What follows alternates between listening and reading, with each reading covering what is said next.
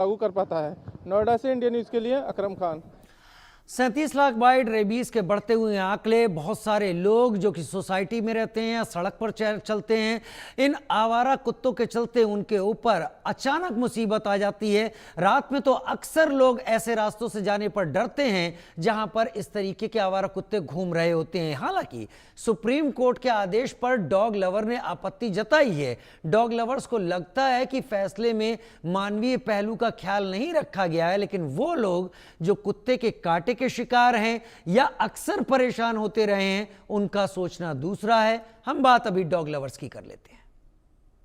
Supreme court के आदेश के बाद स्ट्रीट डॉग को जहां शेल्टर होम में रखने का आदेश दिया गया है, जिसके अनुपालन के लिए सरकार ने पहल की है और शेल्टर होम बनाने की जल्द ही बात की गई है। 8 हफ्तों का पूरा समय दिया गया है और इसके साथ ही सुप्रीम कोर्ट ने ये भी कहा है कि नागरिकों की सुरक्षा सर्वोपरि है, कोई भी मानवीय पहलू इसके आड़े नहीं आएगा और अगर इसके खिलाफ कोई अड़चन बनता है तो उस पर कार्रवाई भी होगी। लेकिन कुछ स्ट्रीट डॉग को लेकर जो डॉग लवर हैं वो हमारे साथ हैं और ज़रा उनसे जानने की कोशिश करते हैं कि वो इस फैसले को कैसे देखते हैं और क्या उनकी प्रतिक्रिया है। मैं इस समय नोएडा में खड़ा हुआ हूँ। नोएडा में आप देखिए विवाह जी हैं जो डॉग लवर हैं और वो इस फैसले को कैसे देखती हैं, ज़रा उनसे जानते हैं। मैम, सुप्रीम कोर्ट ने जो आदेश दिया है उसको आप किस तरह से देखती हैं? क्या ये फैसला सही है? कुछ लोग इसकी निंदा भी कर रहे हैं, प्रोटेस्ट भी कर रहे हैं, लेकिन जिस तरह से हमने और जगह देखा है कि इंजेक्शन नहीं लगने से लोगों की मौत भी हुई है कुत्ता काटने से, तो इसको लेकर दोनों इस फैसले को लेकर क्या आपकी प्रतिक्रिया है? मुझे तो ऐसे लगता है कि जैसे हमारे देश में ना इस समय कुत्तों के सिवाय कोई और प्रॉब्लम ही नहीं थी। छोटी छोटी बच्चियों के रेप हो जाते हैं, वो नहीं जज साहब को दिखता, मर्डर हो जाते हैं, सड़कों पे एक्सीडेंट हो जाते हैं, क्या आप सारी गाड़ियाँ उठा के बंद कर देते हो? रेबीज इज़ नॉट अ छोटी सी कोई प्रॉब्लम नहीं है। हम भी रेबीज के खिलाफ हैं, हमें भी पता है, लेकिन क्या इस बेचारे को पता है इसके काटने से रेबीज हो रही है? इसकी जिम्मेदारी किसकी है? सरकार की। इसको वैक्सीनेट कराना किसकी जिम्मेदारी है? सरकार की। इसको स्टरलाइज कराना ताकि इसकी पॉपुलेशन ना बढ़े, किसकी जिम्मेदारी है? सरकार की। सरकार ने आज तक इन बच्चों के लिए, बेचारों के लिए कुछ नहीं किया। ये जितने आप 4 डॉग्स तो यहाँ पे देख रहे हो मेरे पास, इनकी सबकी हर साल वैक्सीनेशन होती है। इनको स्टरलाइज मैंने अपने पैसे से कराया है। निठारी में आप जितने भी कुत्ते अभी जाते हुए भी देख लेंगे, कभी ये बीमार होते हैं, कुछ होते हैं, हम अपने पैसों से इनका इलाज करवाते हैं। और मतलब मुझे समझ नहीं आती, एक अचानक ये बेचारा किस लिए ये सफ़र करे? ये टेरिटोरियल है, ये अपनी गली में दूसरा कुत्ता बर्दाश्त नहीं कर सकता। आप इतने कुत्तों को एक जगह इकट्ठा रखने की बात कर रहे हैं। हम सनातनी हैं, मन तन धन कर्म से। सनातन का बड़ा जोर है आजकल, जहाँ देखो पुराने पुराने मंदिर खुद रहे हैं। हम सनातनी, हम सनातनी। क्या सनातन धर्म की वैल्यू हम भूल गए हैं? क्या सबसे बड़ी शिक्षा हमने जो अपने घरों में देखी है, पहली रोटी गाय की और आखिरी रोटी हमारे इस प्यारे बेस्ट फ्रेंड डॉग की बनती थी, तो क्या हम सब कुछ भूल चुके हैं?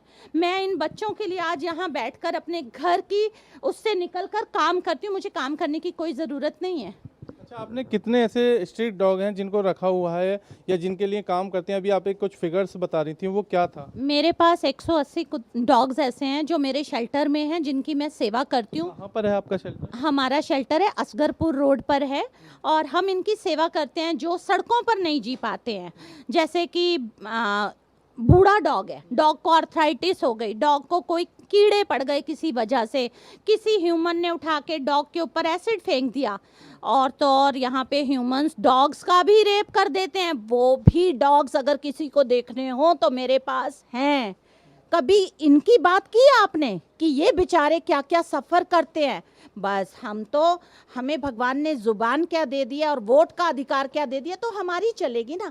ये बेजुबान बता सकता है आपको? एक चीज़ बताइए कि जो अभी सुप्रीम कोर्ट का जो आदेश आया उसमें बताया गया है कि जो 70% हैं वो स्ट्रीट डॉग हैं, जिनकी वजह से ये जो घटनाएं हैं वो होती हैं, और 30% जो है वो जो डॉग पाले जाते हैं, जो डॉग लवर हैं, उनके हैं। तो हमने कई ऐसी घटनाएं भी देखी जिसको लेकर नोएडा, ग्रेटर नोएडा में विवाद हुआ है और कुछ लोगों की चोट लगी है, उससे ज़िंदगी भी खतरे में पड़ी है। तो इस पहलू को आप कैसे देखती हैं? ये भी तो ज़रूरी है। आप बिल्कुल ठीक कह रहे हैं। देखिए, हम कभी भी अगर हम डॉग्स को प्यार करते हैं तो हम ह्यूमन से तो नफ़रत कर ही नहीं सकते। लेकिन हम ये कहते हैं कि सबको साथ लेकर चलना चाहिए। अभी भी हम आपसे ये नहीं कह रहे कि इस समस्या का समाधान मत कीजिए। हम तो कह रहे हैं स्टरलाइज़ेशन कराइए, वैक्सीनेशन करवाइए, ताकि ह्यूमन्स भी आराम से रहें। हम तो कोएग्जिस्टेंस चाहते हैं सरकार से। हम तो कह ही नहीं रहे कि आप इनको सड़कों पे जैसे पड़े हैं वैसे पड़ा रहने दो। हम कहते हैं कि आप हमें कुछ समय दें। हम उसमें, आप सरकार हो, आप हमारा सहयोग करो, आप कोई फंड्स दो ना हमें कि हम इन बेचारों को गली पर इनको स्टरलाइज कराएं, इनको वैक्सीनेट कराएं। एक बात आप मुझे बताइए, AWBI इतनी बड़ी संस्था है, करोड़ों के टेंडर गए, आज तक वो पैसा कहाँ गया?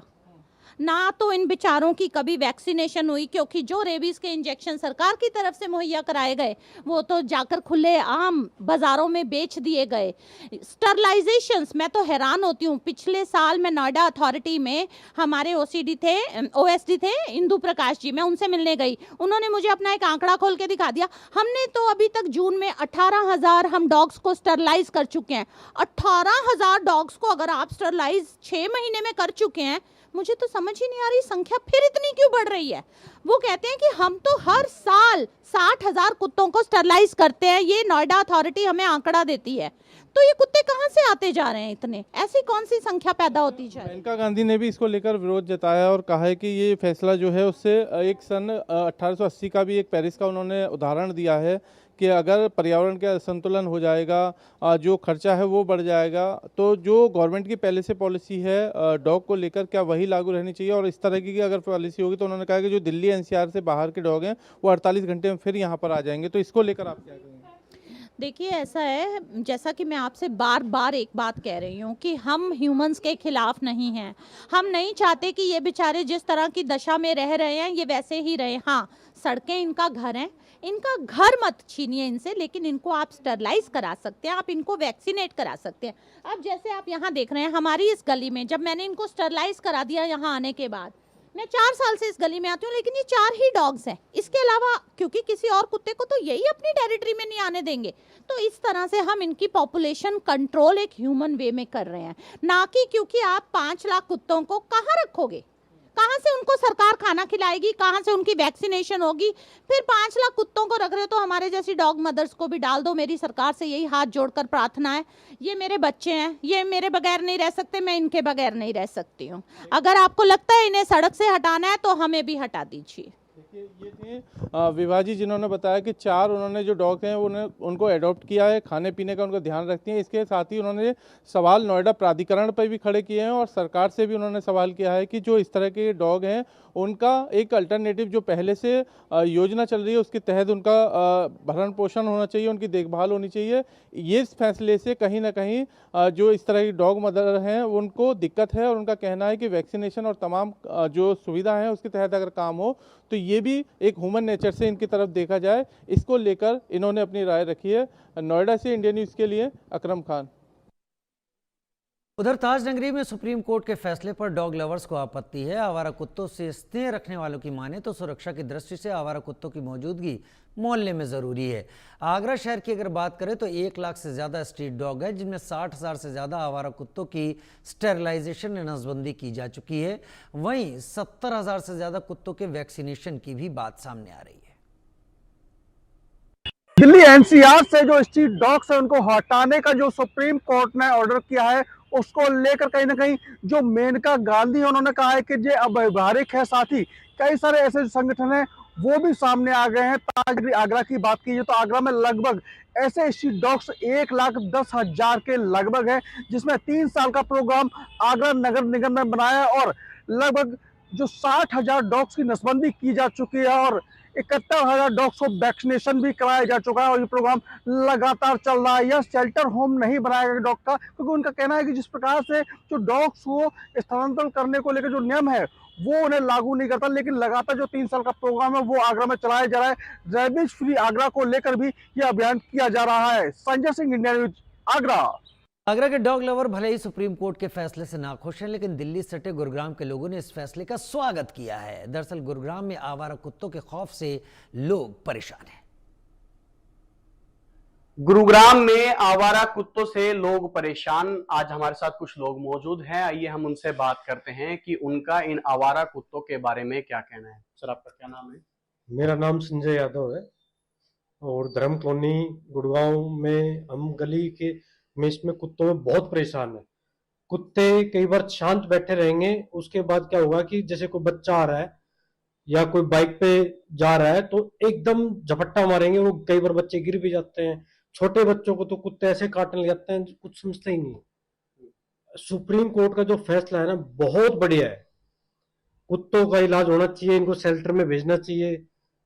और गलियां में बहुत परेशानी है, हर तरीके से परेशानी है। क्या कभी आपके साथ कुछ ऐसा हुआ है कि कुत्तों को लेकर आपको कोई दिक्कत का सामना करना पड़ा, या फिर बच्चों को घर से उतारने में, घर से निकालने में आप कभी घबराए हो, स्कूल जाते हुए, खेलते हुए? नहीं, कुत्ते क्या होता है कि जैसे अभी गली में परसों की बात है कि मैं निकल रहा था, गली से घर से निकल रहा था, तो एक बच्चा जा रहा था चुपचाप, कुत्ता भी आराम से लेटा हुआ था। जैसे ही बच्चा उस पर झपट पड़ा, उसके बाद में उसको कुत्ते को लठ मार के भगाना पड़ा। तो बड़ी समस्या है। सर, आपका क्या नाम है और आप क्या कुत्तों के बारे में, जो आवारा कुत्ते, इनके बारे में क्या? नमस्कार जी, मैं ओमवीर सिंह बोल रहा हूँ। धर्म कॉलोनी में रहता हूँ, रेनबो स्कूल के नज़दीक रहता हूँ। और हमारी गली में कम से कम 20 आवारा कुत्ते हैं, जिनकी वजह से हमारे बच्चों को खेलना कूदना बिल्कुल एकदम रेस्ट्रिक्टेड हो गया है। और बच्चों को खेलने के लिए भी हमें चौकीदारा करना पड़ता है। इवन रात के समय सोना दूभर कर रखा है। और रात को अभी मैंने रिसेंटली 2 महीने पहले गाड़ी लिया था, और मेरी गाड़ी की आज हालत देखो आप। रात को कुत्ते उन पर बैठते हैं, मेरी गाड़ी खराब कर दिया। साथ में पिछले महीने मेरे एसी की सर्विस करने के लिए एक लड़का आया था, तो उसको काट लिया है। ये उसका मैं कार्ड दिखाता हूँ, ये देखो। 26 तारीख को मेरे एसी का सर्विस करने के लिए आया था और उन्होंने काट लिया। ये रोहित नाम का लड़का है।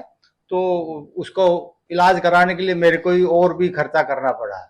उसके साथ साथ हमारे पड़ोस में काफी बुजुर्ग लोग भी हैं। घूमना फिरना, जो सुबह घूमते थे, उनका घूमना फिरना बिल्कुल बंद हो गया है। अब जैसा कि सुप्रीम कोर्ट का आदेश आया है कि जितने भी आवारा कुत्ते हैं उनको शेल्टर्स में रखा जाए, पूरे दिल्ली एनसीआर में जो ये रूल है इसको लागू किया गया है, इसके बारे में क्या आप सहमत है इससे? नहीं, मैं सुप्रीम कोर्ट के फैसले से बिल्कुल सहमत हूँ और बहुत अच्छा पहल किया है सुप्रीम कोर्ट ने। और मेरा भी मेरा अपना पर्सनल व्यू यही है कि जो आवारा कुत्तों को कहीं अलग से शेल्टर में इनको रखा जाए, और जो भी अपने जो डॉग लवर्स हैं वो वहां पर जाके अपनी सेवा करके आ जाए वहां पर। लेकिन जैसे देखिए, गलियों में कई बार देखने को मिलता है कि जो आवारा कुत्ते हैं उनको लोग खाना खिलाते रहते हैं, लेकिन उसके बावजूद भी उन पर हमला हो जाता है, कुत्ते के द्वारा जो उन पे हमला होता है। तो इससे क्या आप इन लोगों जो डॉग लवर है उनके बारे में क्या कहना चाहिए? मैं डॉग लवर को यही कहूंगा कि भाई, आप अगर प्यार करते हो कुत्तों से तो जो 1, 2, 5 जो भी अपने घर में रखिए। और वैसे भी इनको जा करके एमसीजी में या कहीं पर भी इनको इंजेक्शन वगैरह लगवा करके अपने वहाँ वैक्सीनेशन करवाएं और अपने घर में रखें। बाकी पड़ोसियों को परेशान करने में तो अच्छा नहीं लगता है। सर, कई बार देखा जाता है कि किसी बच्चे को काट लिया जाता है और उसके बाद उसकी किसी कारणवश मृत्यु भी हो जाती है, जो कि देखा जाए तो एक बहुत ही खतरनाक है, क्योंकि एक छोटा बच्चा जिसने अपनी जिंदगी शुरू करी है और सिर्फ एक स्ट्रीट डॉग के काटने से ऐसा हुआ। तो इसके बारे में क्या कहना चाहेंगे? क्या बच्चे सेफ हैं गलियों में? नहीं जी, बच्चे सेफ तो नहीं है। अभी एक खिलाड़ी, जो यूपी में खिलाड़ी का एक आया था मामला, अब वो 1 महीने के अंदर ही खत्म हो गया। नेशनल लेवल का खिलाड़ी था। तो